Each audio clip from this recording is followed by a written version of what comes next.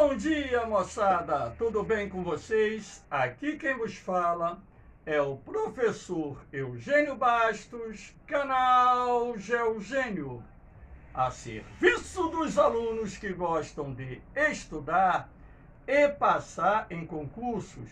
Moçada, vamos fortalecer o canal, dê aquele like, compartilhe o vídeo e ajude o professor Eugênio Bastos a democratizar o ensino da geografia.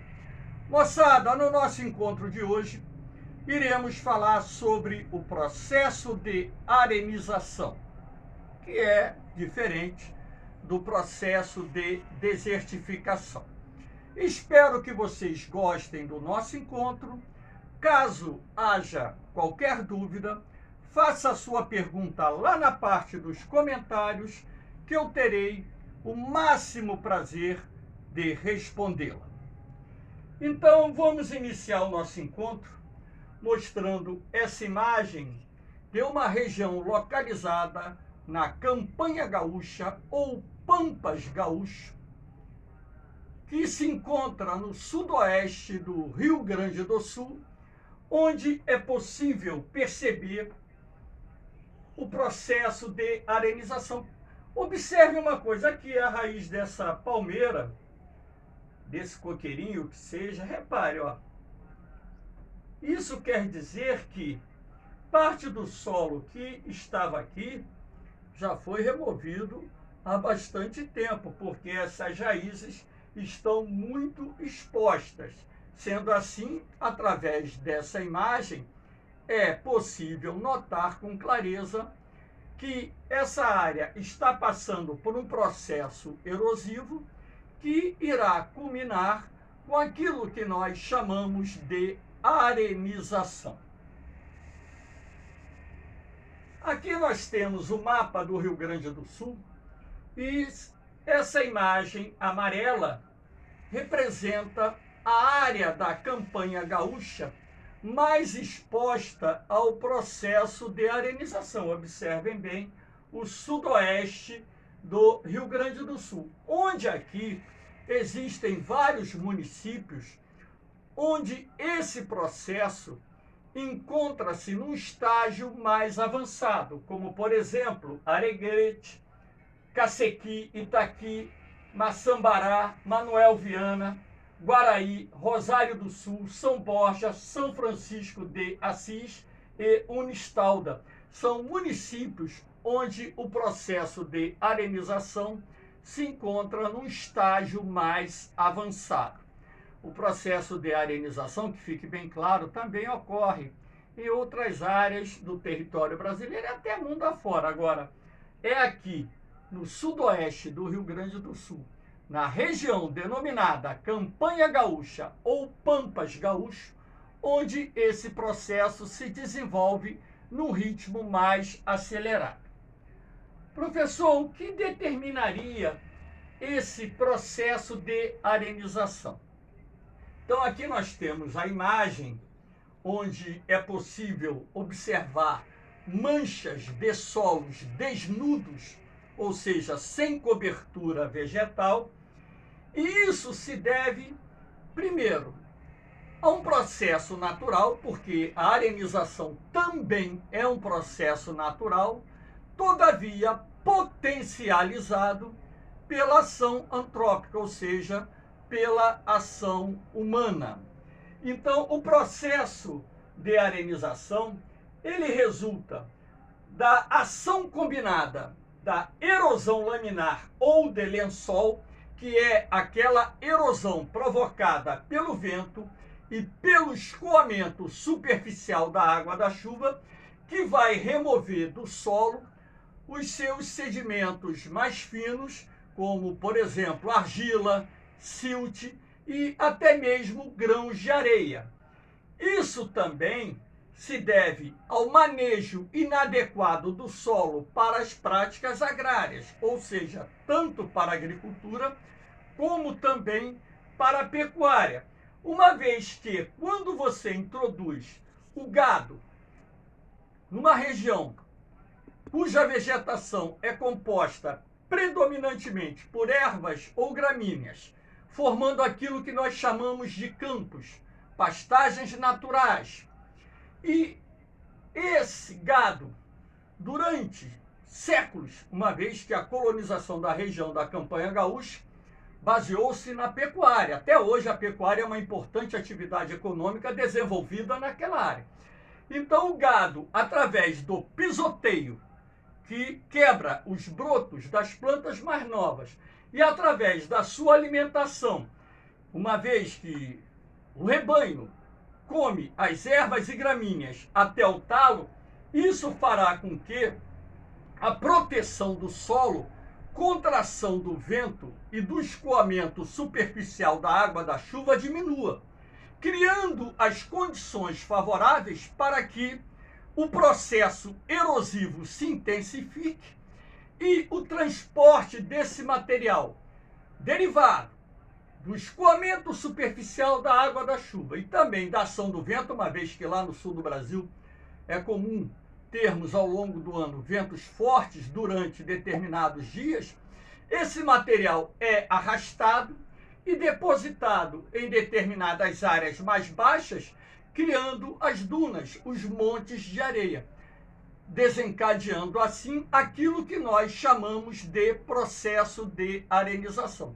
Esse processo é mais acelerado, inclusive, naquelas áreas onde você tem um desnível do terreno, ou seja, lá na Campanha Gaúcha, a forma de relevo predominante são as coxilhas, que são aquelas colinas arredondadas que grosseiramente se assemelham ao mar de morros que se encontra, por exemplo, no interior da região sudeste, que é a principal área do território brasileiro, onde nós temos essa feição de relevo. Então, as coxilhas, elas têm uma aparência relativamente similar à do mar de morros, só que esses morros são mais aplainados, ou seja, menos arredondados. Então, a erosão que se processa nesses desníveis do terreno é que vai contribuir para a formação desse processo de arenização que resulta, logicamente, da concentração de grãos de areia nos pontos onde o relevo é mais plano. Então aqui nós temos, inclusive, um esquema que mostra o processo de arenização em curso. Aqui nós temos do lado de cá a figura A, observa aqui a nuvem de chuva, a chuva. Então aqui as chuvas e ventos removendo os sedimentos, aqui ó, a seta, indicando a remoção dos sedimentos dessa parte mais alta, ou seja, mais elevada do terreno, para essa parte mais baixa. E com o passar dos anos, você vai observar uma mudança na configuração do terreno. Observa aqui, ó, olha uma consequência da erosão que se processou nessa parte aqui, ó. Compara com essa área e essa aqui. Então você pode perceber que o processo erosivo está se intensificando. Então a remoção desses sedimentos dessa parte mais alta, em função da ação antrópica, o uso do solo para a agricultura, para a pecuária, para a atividade mineradora, o que seja.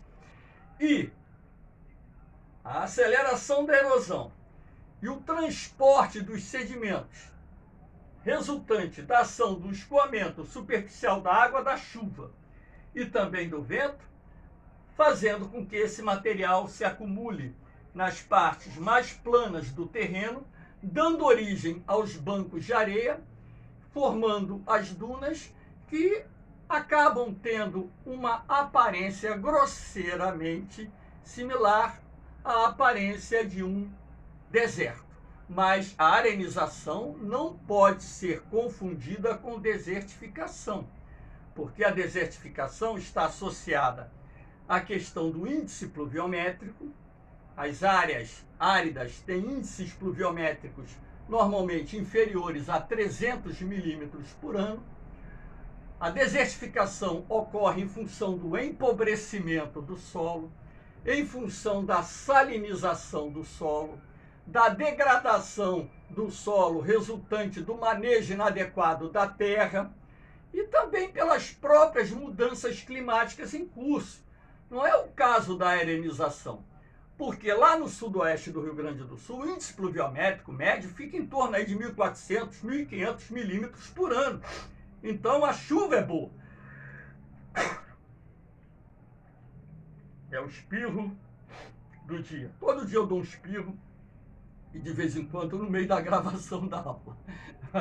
Isso faz parte, até em sala de aula, rapaziada, por incrível que pareça, todo dia eu dou um espirro em sala de aula. Então, olha só. Então, o índice pluviométrico no sudoeste do Rio Grande do Sul é alto. 1.400, 1.500, 1.600, dependendo do município.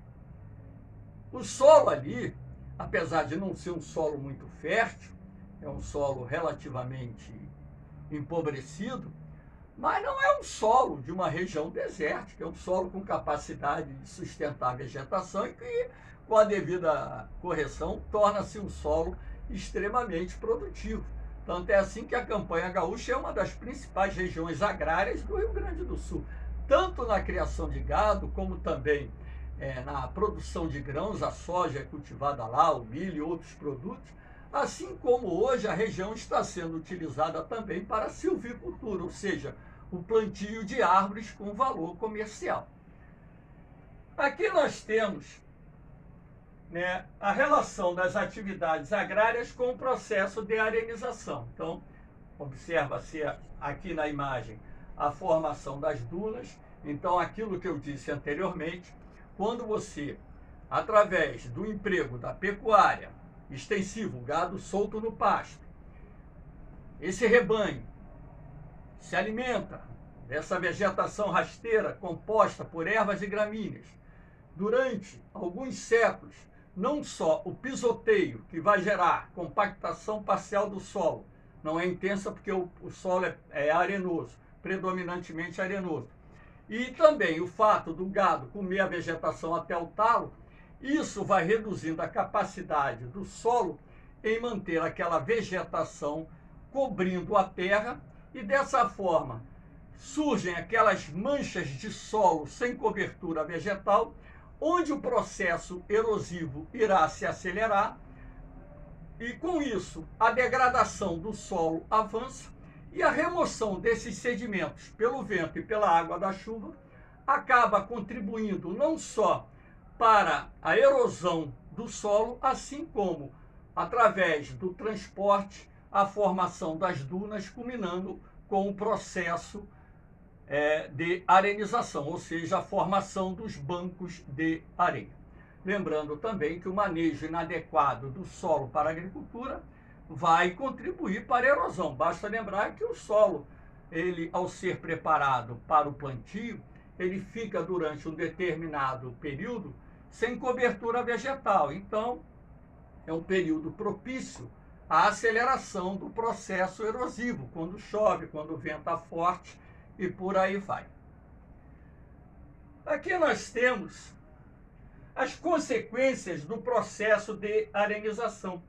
Dificulta o crescimento e o desenvolvimento de novas plantas. Isso acaba por acelerar o processo de arenização. Ocasiona o empobrecimento do solo, porque a água da chuva e o vento vão removendo as camadas mais férteis do solo, e a partir do momento em que o solo passa por um processo de empobrecimento, a consequência disso é a redução da cobertura de plantas ou a cobertura vegetal sobre o solo. Compromete a fertilidade do solo e das espécies da flora e da fauna.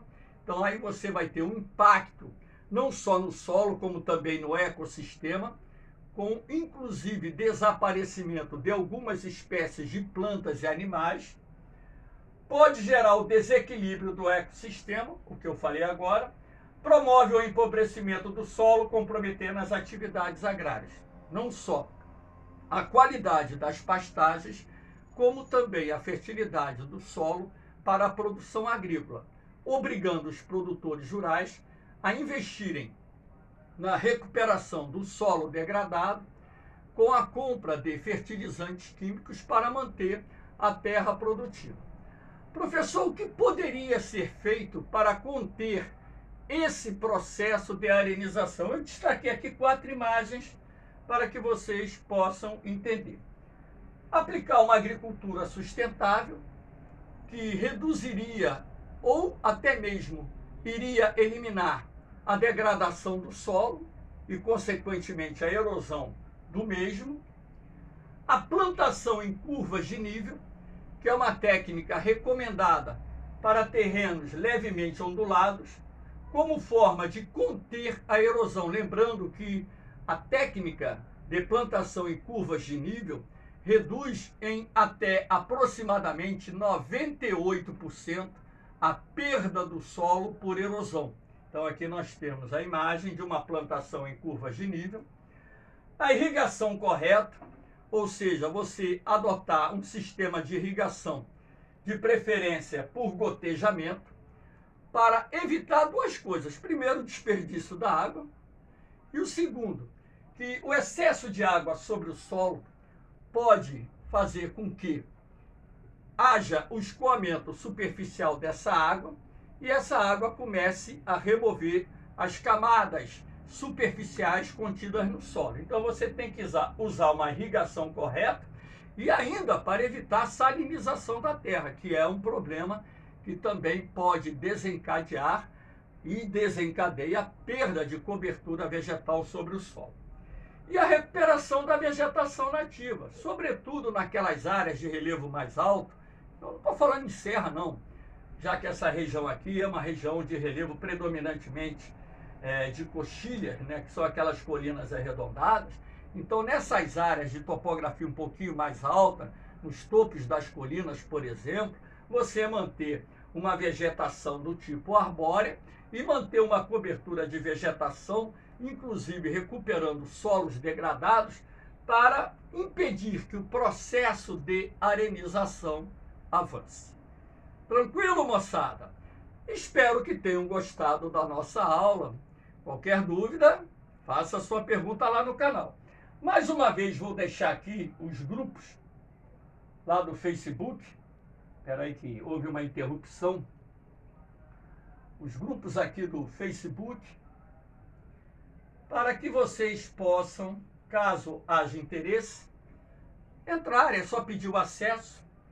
E aqui nesses grupos, tem dois grupos da SpaceX, um do Colégio Naval e um do vestibular. Vocês têm acesso aos meus materiais, que são meus módulos de apostilas, os bancos de questões e as provas comentadas. Tudo isso sem custo nenhum para vocês. Estou ofertando graciosamente para ajudá-los a ter uma melhor preparação para os concursos. Lembrando que o meu canal não é monetizado, que o único objetivo do canal GeoGênio é ser uma ferramenta de suporte que ajude vocês a realizarem seus sonhos. É a única coisa que eu estou fazendo, né? Pedindo que vocês façam, ajudar a divulgar esse trabalho para que um número maior de jovens possam conhecer esse trabalho e também se beneficiarem de tudo aquilo que eu estou oferecendo sem custo nenhum para vocês. Valeu, moçada! Um beijão no coração de vocês, um forte abraço, fiquem com Deus, eu vou, mas eu volto, hein? Fui!